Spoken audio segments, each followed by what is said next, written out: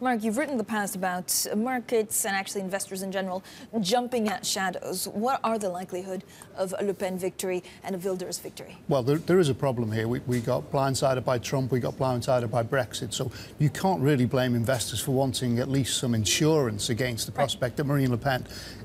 Polls show she wins the first round, they show she loses the second round. You're going to want some insurance against that, which is why the French 10-year spread against Germany is at 4-year highs.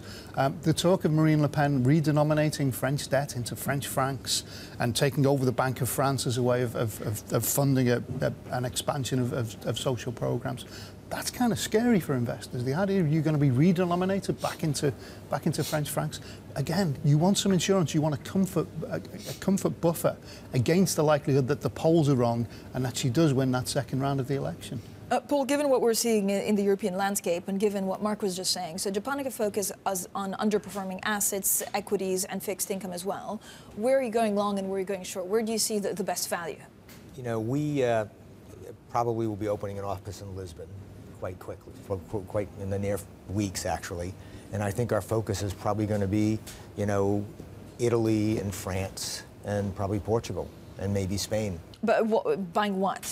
We're going to be looking at underperforming companies this time. I think companies? we're going to really kind of, I think. What, listed companies? In all likelihood, they'll be publicly traded companies. That's what we've done in the past.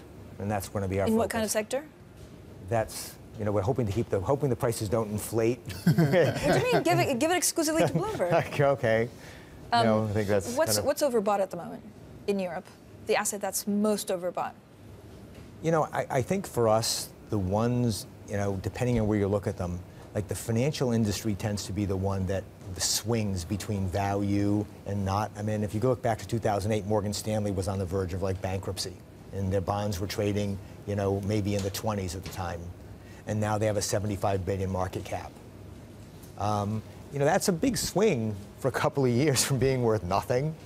And so I think, you know, we'll stay with the more, you know, kind of fundamental operations where we can really add value and probably combine them.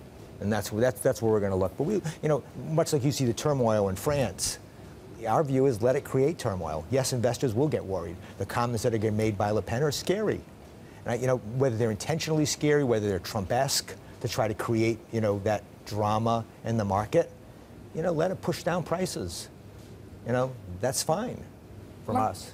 Mark, do you think the market is right to be quite relaxed about Brexit? I don't think the market is that relaxed about Brexit. The pound is still way down from where it was before the vote. The economy is doing fine at the moment, but we're still in the European Union. You've got 2 years of negotiation to go for that. I think that the market is correct to not jump at shadows about Brexit. But if you look at the way that the political dialogue is developing between London and Brussels, there's nothing there to give you comfort that this is going to turn out well. And there's certainly nothing to give you any comfort that the UK holds the upper hand in these negotiations. All of the cards seem to be in the hands of Brussels and the EU 27 going forward. So I think the market is on pause, on hold, but is rightly nervous about what happens next once we actually trigger Article 50 and once we start those talks.